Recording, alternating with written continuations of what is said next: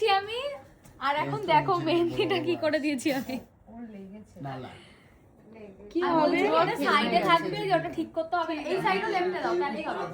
হ্যাঁ